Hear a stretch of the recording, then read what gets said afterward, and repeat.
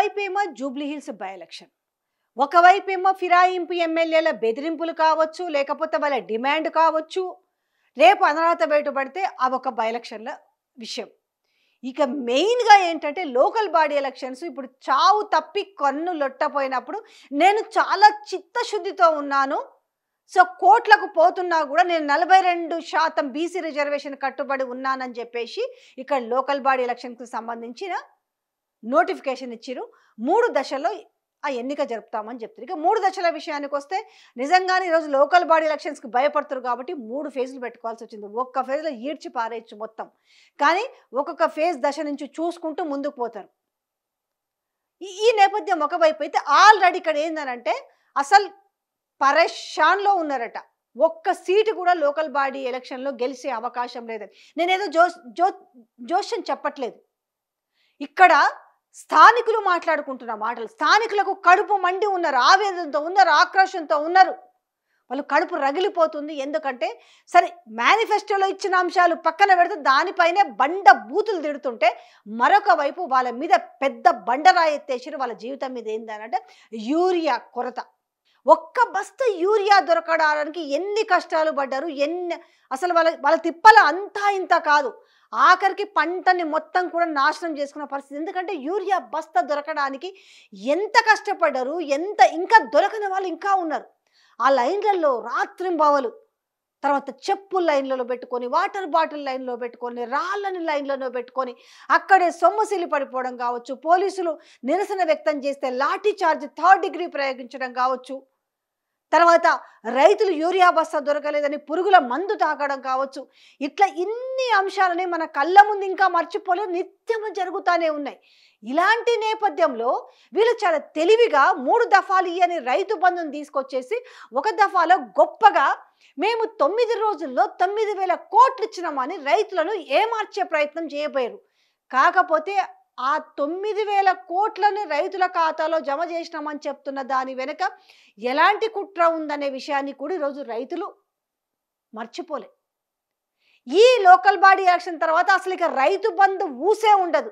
ఆ రైతు బంధును కాస్త వీళ్ళు రైతు భరోసా చేశారు కదా, రైతు బంధు ఉండదు, రైతు భరోసా ఉండదు అనే విషయం ఈరోజు అందరికీ అర్థమైపోయింది. కళ్ళ ముందున్న పొరలన్నీ తొలగిపోయినాయి. వీళ్ళు పట్టపగలే చుక్కలు చూపిస్తున్న వైన్యాన్ని అందరికీ కూడా అర్థమైపోయిన పరిస్థితిగా కనపడింది.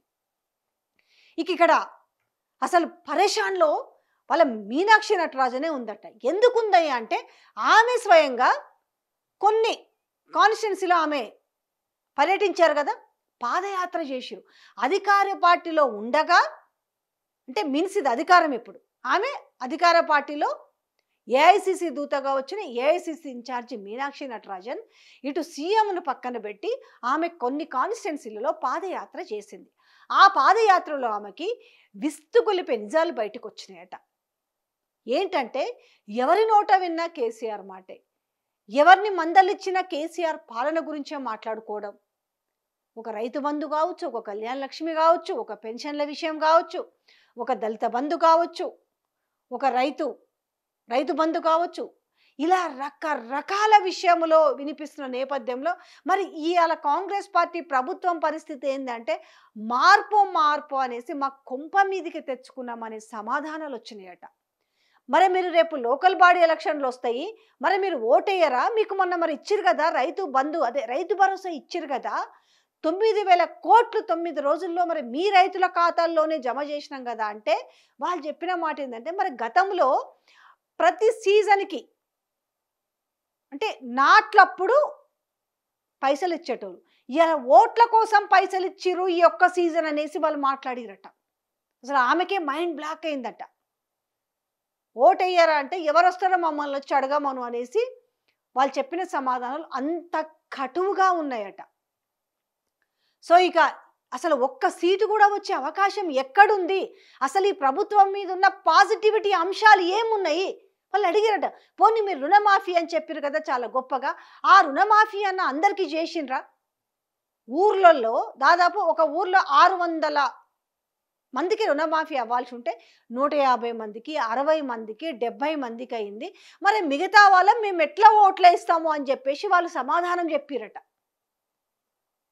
ఎందుకంటే ఓవరాల్గా యాక్చువల్గా అసలు ఎట్లుంది కాంగ్రెస్ పార్టీ పరిస్థితి ఇప్పటికిప్పుడు ఎలక్షన్లు వస్తాయనేసి రాహుల్ గాంధీ ఒక సర్వే చేయించినట. స్వయంగా మీనాక్షి నటరాజన్ సర్వే చేయించినట. మీనాక్షి నటరాజన్ చేసిన సర్వేలో అయితే జీరో కనబడుతుందంట లోకల్ బాడీ ఎలక్షన్లో. అదొకటే కాదు, ఈ 10 మంది ఫిరాయింపు ఎమ్మెల్యేల పైన అనర్హత వేటు పడితే ఆ ఫిరాయింపు ఎమ్మెల్యేలకు కానీ మళ్ళీ బీఫామ్లు ఇచ్చి నిలబెడితే జీరో. ఎటు చూసుకున్నా కనిపిస్తుంది ఏంటంటే ఒక శూన్యం కనిపిస్తున్నాయి సీట్ల విషయంలో. అసలు ఆమెకి ఏం చేయాలో అర్థం కావట్లేదట. దీన్ని ఎట్లా సరిదిద్దాలి? ఇప్పుడు ఇటు లోకల్ బాడీ ఎలక్షన్స్, దాని తర్వాత రేపు బై ఎలక్షన్స్, దాని తర్వాత వీళ్ళు ధైర్యం చేసి ముందుకు పోతే జిహెచ్ఎంసీ ఎలక్షన్స్. ఇవి వీళ్ళ ముందు ఎంత ఒక అగ్ని పరీక్ష అంటే అంత అగ్ని పరీక్ష లాగున్నాయి. ఎట్లా దాన్ని గాడిన పెడదామన్నా కూడా అయ్యే పరిస్థితి కనపడుతుంది. ఆమె కాంగ్రెస్ కార్యకర్తలతో పిలిచి మాట్లాడితే వాళ్ళే చేతులు ఎత్తేసిరట. మేము ఇన్నాళ్ళు వ్యయ ప్రయాసలకేసి మా భుజాలు నొప్పి పెట్టే విధంగా మేము కాంగ్రెస్ జెండా మోస్తే ఇలా మా బతుకులు ఆగమైనాయి, మమ్మల్ని పట్టించుకునేవాడే దిక్కులేడు, కనీసం మాకు కూడా లేవా సంక్షేమ పథకాలు అనేసి వాళ్ళు వాపోతున్నారట. కనీసం మాకు కూడా ఒక యూరియా ఎవడో బడాబాబులు ఎమ్మెల్యే పిఏలో లేకపోతే ఎమ్మెల్యే అనుచరులు బ్లాకులో పోయేసి యూరియాలు అమ్ముకుంటున్న పరిస్థితి. మేము కాంగ్రెస్ పార్టీ కోసం పనిచేసిన మాకు కూడా ఒక్క యూరియా బస్తా దొరకలేదు అని చెప్పి వాళ్ళు బాధలన్నీ చెప్పుకున్నారట. ఈ నేపథ్యంలో ఎట్లుందంటే ఇలా కాంగ్రెస్ పార్టీకి అదే మీనాక్షి మొత్తం అదే సీరియస్ అయిందట. ఒక్క సీట్ వచ్చే అవకాశం లేదు, మీరు ఏం చేస్తారు, ఎట్లా గట్టెక్కుతారు, ఎందుకు ఇంత తెలంగాణలో ఉన్నదే పట్టుమని 3 రాష్ట్రాల్లో ఉంది కాంగ్రెస్ పార్టీ. ఇలాంటి నేపథ్యంలో ఉన్న రాష్ట్రాన్ని కూడా మనం చేజేతులారా వదులుకుంటామా? ఈ పరిస్థితికి మీరు ఎందుకు తీసుకొచ్చిరు? అన్ని అబద్ధాలన్నిటినీ కూడా రాహుల్ గాంధీకి చేరవేసిరు అనేసి ఆమె పిన్ టు పిన్ వీళ్ళందరినీ కూసబెట్టి చెప్పిందట. ఇంకా ఆమె ఏమనంటే తీసుకుపోయి రిపోర్ట్ ఆడబెట్టింది కాబట్టి చలో అని పిలుస్తారు, నేను ఢిల్లీకి పోతాడు. ఎందుకయ్యా నువ్వు ఇన్నిసార్లు ఢిల్లీకి పోయినావనంటే నేను ఊకుకనే పోయినా, నేను రాష్ట్ర అభివృద్ధి కోసము బీజేపీలో ఉన్న మంత్రుల్ని కలవడానికి పోయినా అని చెప్తుంటాడు.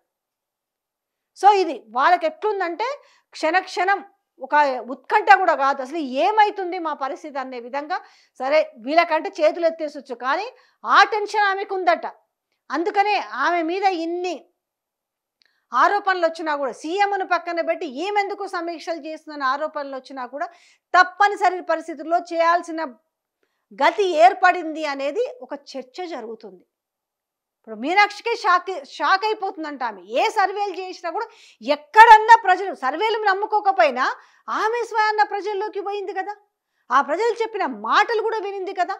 ఇక లోకల్ బాడీ ఎలక్షన్స్లో జనరల్గా అయితే చాలా ట్రాన్స్పరెన్సీగానే జరుగుతాయి. ఎందుకనంటే పార్టీ సింబల్ లేకుండా వీళ్ళకున్న ఏకే ఒక ధైర్యం ఏంది, 3 ఫేజుల్లో పెడుతున్నాం. ఒకటి ఎందుకంటే ఆ ఓటమి భయంతో, అంటే ఒక ఫేజ్లో ఎలాగుంది, ఇంకో ఫేజ్లో మనం ఏ రకమైన అరాచకాలు చేయొచ్చు, ఎలా బెదిరించవచ్చు, ఎలా ఓట్లు. అంటే ఇప్పుడు ఏమవుతుందంటే ఇండిపెండెంట్గానే పోటీ చేస్తారు కాబట్టి వాళ్ళందరినీ కూడా మా వైపు ప్రభుత్వం ఉంది కాబట్టి మేము మా దాంట్లోకి తెచ్చుకుంటామనే ఒక ధైర్యం తప్ప. అదే అనిందట సేమ్ మీనాక్షి కూడా, మీరు చేయగలిగే పని ఇదొకటే, కానీ మీకున్న ఫేవర్ తోటి ఎవరన్నా కనీసంగా కాంగ్రెస్ పార్టీకి సంబంధించిన ఇంటర్నల్ అభ్యర్థిని తెలిసినా కూడా తరిమి కొట్టే పరిస్థితి ఉంది కదా అనేసి ప్రస్తుతం ఉన్న ఆమె ట్రెండ్ని చూసి, తెలంగాణలో ఉన్న పరిస్థితులను చూసి ఆమె బీభత్సంగా షాక్ అయిందట. ఆ షాక్ వీళ్ళకు కూడా షాకును కలిగిస్తుందట. అదే సేమ్ మీనాక్షి ఏదైతే ఒక క్లారిటీతో ఉన్నారో అదే ఇప్పుడు తెలంగాణలో కూడా ప్రజలు కూడా చాలా స్పష్టమైన క్లారిటీతో ఉన్నారు.